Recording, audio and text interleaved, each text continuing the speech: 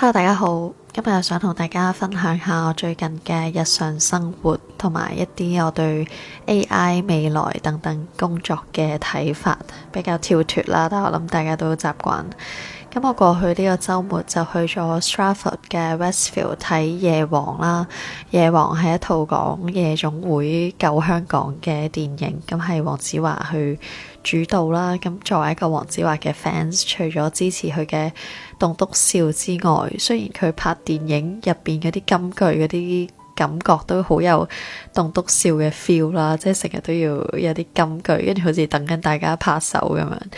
即係啲戲演技就我覺得麻麻地，但係佢啲電影嘅主旨啦、中心思想，我覺得都係幾有意思嘅。特別係之前睇破地獄啦，咁今次呢套我覺得作為賀歲片都係幾值得睇。咁因為公司有戲飛嘅優惠啦，咁所以我哋買呢張飛大約都係6磅幾一個人。咁我哋喺 Westfield 嘅喺 Stratford 嘅 Westfield 嗰度睇啦，都係相對比較大嘅戲院。咁因為英國嘅戲飛係根據你嘅座位嘅優劣去有唔同嘅價格啦。咁所以我哋因為佢唔係動作片，咁所以我哋都係買咗比較側後嘅位置，咁就只需要6磅幾。咁因為英國嘅戲院都比香港冇咁側，即係冇嗰個之前執咗笠嗰間開港城嗰一間嗰種咁側嘅地步啦，咁所以就算坐最側，其實都睇得幾舒服。咁講翻夜王啦，其實我覺得最搞笑就係我諗翻起中午嘅時候嗰個暑假，咁嗰陣揾工做啦，嗰陣最後係揾咗份珍珠奶茶鋪喺信和中心嗰度派傳單，好辛苦，21蚊一個鐘，我仲記得。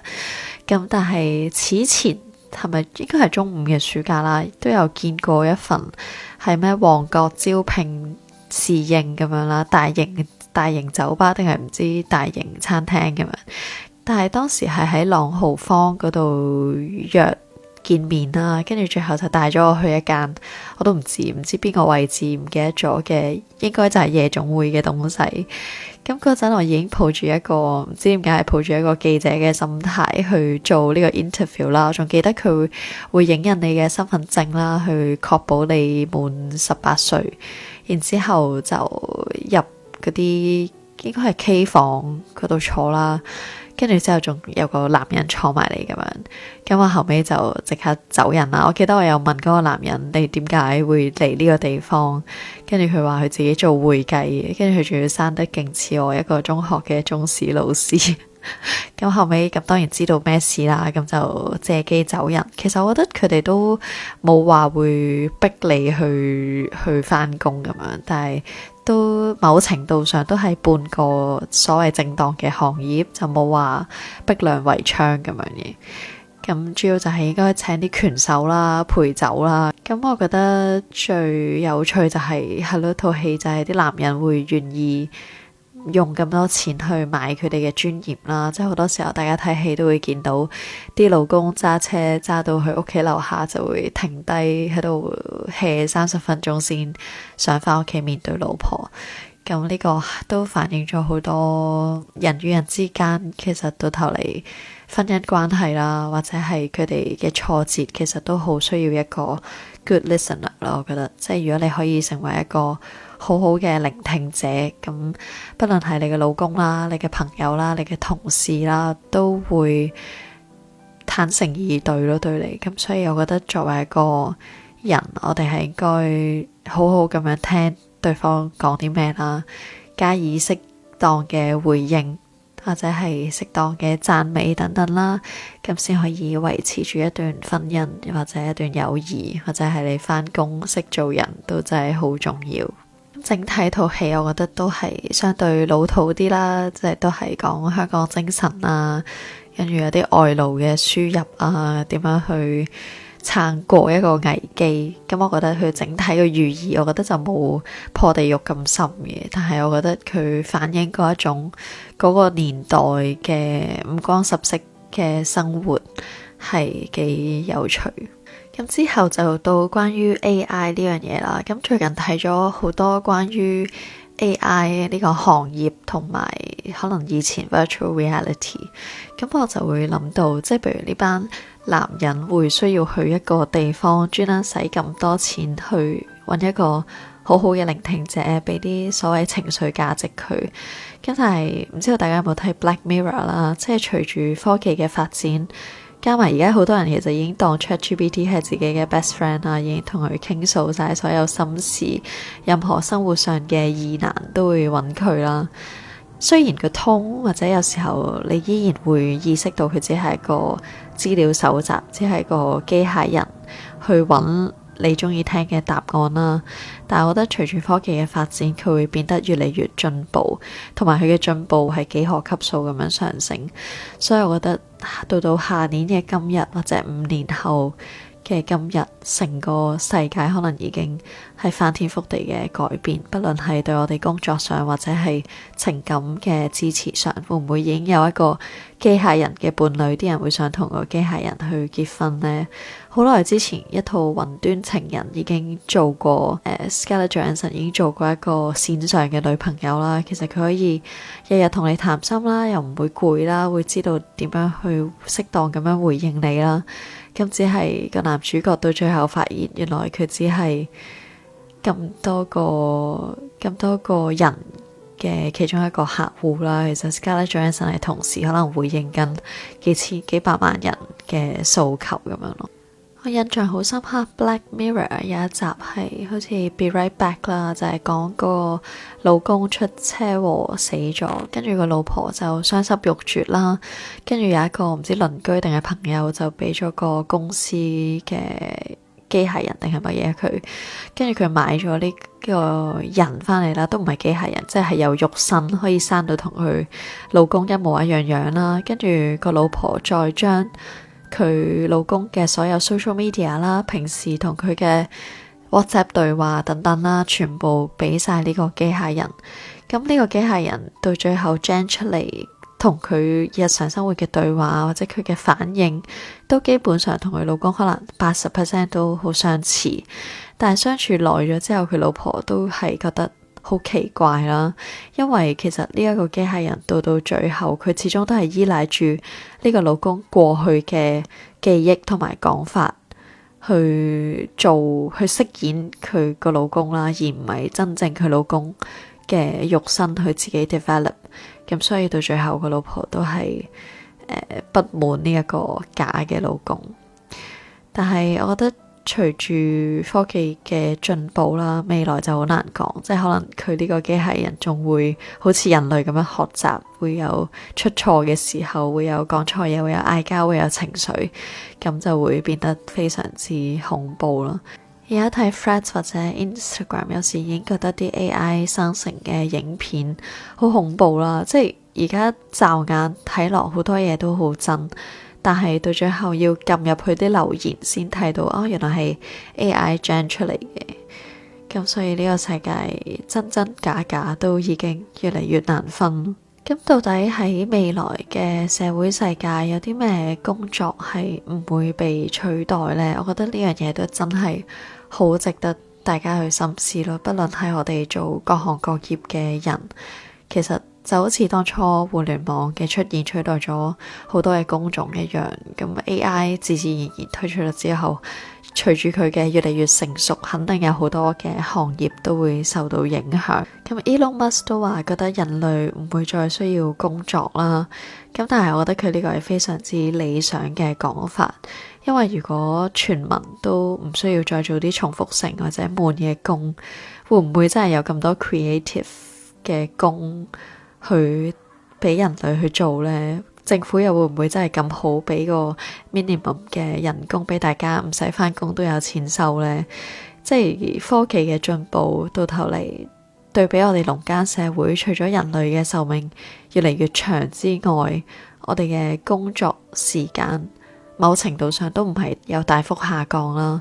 跟住大家嘅老闆，即係如果覺得你用 AI 可以將本身可能記者嘅工作本身炒一條稿要半個鐘嘅，你用 AI 可能5分鐘就寫到，咁個老闆可能只會叫你寫60條稿，或者再用 AI 去做更加多嘅工作咯，而唔係減少你嘅 workload 咯。即係資本主義之下嗰啲有錢人或者嗰啲公司嘅主管，只會要求你越嚟越多嘅工作，做得越嚟越多，越嚟越快，然之後彼此之間嘅公司就鬥用更加勁嘅 AI，鬥個效率。咁所以我覺得呢個先係最終嘅結果咯，只會越大競爭，同埋嗰個工時係唔會減少，個 workload 亦都唔會減少。咁再假設啦，如果人人都唔使再返工，都每個人都會有政府俾一筆錢每個月，咁可能大家都會想去旅行啦。咁我哋可能去旅行嘅話，有啲咩工種可能唔會被取代呢？假設揸飛機嗰個被取代，或者咧去旅行嘅時候，所有餐廳都變成係無人餐廳，有炒餸機械人，有自動落單，跟住有機械人沖咖啡。咁到頭嚟，旅行嘅意義會唔會變到好無聊呢？即係冇咗人與人之間嘅接觸呢？咁我而家係做緊 sales 啊，咁我自己覺得暫時呢一行存在咗咁多年都未被取代啦。咁主要就係源於佢人與人之間個交流都依然係好重要，有好多人依然都係想摸下件產品啊，或者係同個 sales 傾下偈啊。佢信你，佢自然會肯買你推銷嘅嘢，或者佢需要一個真人嘅解答，而唔係上網去睇，又要換貨退貨咁樣。佢始終想要一個真人喺度。咁但係呢個行業其實都有好多，比如 Amazon 嘅無人商店啊，或者係好多人而家都傾向網上購物。始終實體上嘅零售都係會越嚟越式微啦。咁所以，但我覺得可能可以仲做多10年咁樣。咁但係一路做嘅時候都要一路思考，到底萬一被 AI 取代啦，或者係個行業萎縮嘅時候，仲有啲咩工種或者有咩一技之長係可以生存落去嘅呢？咁我自己之前做嘅，我覺得寵物美容啦，或者係寵物保姆啦，或者一啲好需要信任嘅工作，包括係可能陪月啊、personal trainer 啊等等嘅工，即係好需要人與人之間交流同埋信任嘅工，到頭嚟反而係最容易 survive 咯。反而係一啲機械性、重複性嘅工就真係好有危機，即係包括係就算係 Amazon 嘅倉務啊，或者係一啲就算係初級律師啊，之前有睇可能《鏗鏘集》星期日檔案嗰啲，佢哋都有講到，即係如果係寫啲好簡單嘅律師信，其實 AI 可能已經取代到初級律師嘅工作，佢嘅判斷力可能未有一個資深嘅律師咁好啦，但係一啲初階嘅文件，佢哋已經可以好輕鬆可以 draft 到出嚟，或者分析到出嚟。跟住廚師，我以前會覺得係好難取代啦。咁但係最基礎嘅廚師，有炒餸嘅機械人啦，啲食客係分唔到邊一個係機械人炒，邊一個係人手炒。咁當然你話去到米芝蓮嘅級數，要色香味俱全一啲分子料理，或者係 omakase 有個廚師喺你面前展現刀工，咁呢一方面都依然係可以留低啦。正如頭先所講，你去旅行你都唔會想每一間都係機械 AI 無人嘅餐廳咁嘛，你依然都會想有人 serve 你，有整體嘅體驗咁樣。英國我覺得呢個相對比較保守嘅社會啦，我覺得 AI 嘅影響都會低少少，可能發展得慢少少，因為佢哋到而家都仲有好多客服都係傾向打電話啦，唔傾向係用 chatbot 啦，咁所以我相信呢方面英國可能會發展得比較慢，即係個取代嘅時間可能會較長，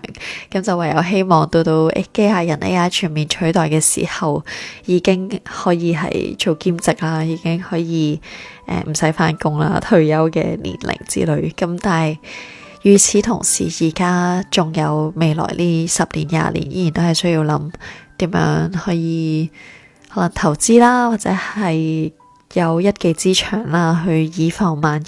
真係去到嗰個地步嘅時候，依然可以維持住最基本嘅生活。咁我覺得香港作為一個大家咁重視文職、咁重視 office 工嘅地方，大家更加需要去思考自己份工長遠10年20年容唔容易被 AI 取代啦，會唔會同一時間去學取一啲技能，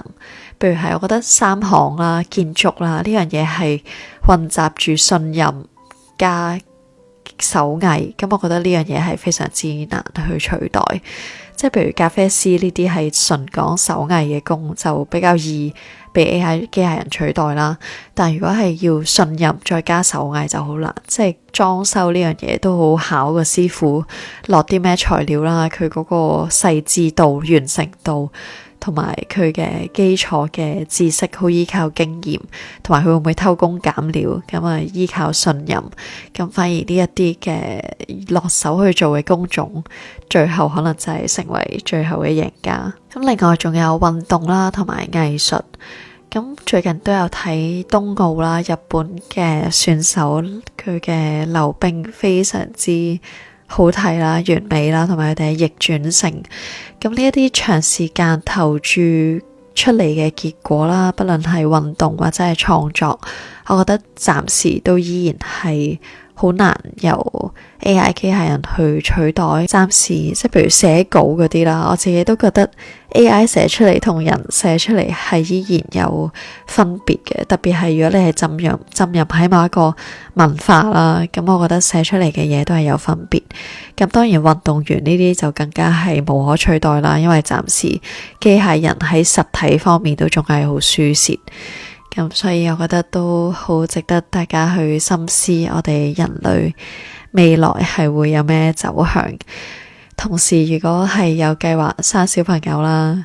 我諗未來嘅世界都真係非常之大挑戰，即係到底人類會走向啲咩發展啊？加埋而家有打仗啦，有戰爭啦，咁我覺得生小朋友嘅人就更加係要深思，會俾到啲咩自己嘅小朋友，有冇足夠嘅能力去裝備佢哋。即係譬如我覺得好似日本嘅選手咁啦，佢溜冰嘅天賦有好多運動其實都係好貴啦，譬如係網球、滑雪、溜冰、騎馬咁樣。咁如果個小朋友根本譬如喺香港住公屋或者住籠屋板間房，佢根本都冇任何機會去接觸呢啲運動，即係包括係劍擊啊呢啲可能讀國際學校先會接觸到嘅運動。咁就算佢有天賦都發掘唔到出嚟，咁我就覺得係好可惜嘅事咯。咁所以未來嘅世界充滿挑戰同埋危機，亦都有可能會有轉機啦。咁所以歡迎大家留言話俾我聽你嘅睇法啦，覺得你嘅行業大唔大機會被 AI 取代？咁我嚟緊會去旅行啦，咁返嚟再同大家見面，拜拜。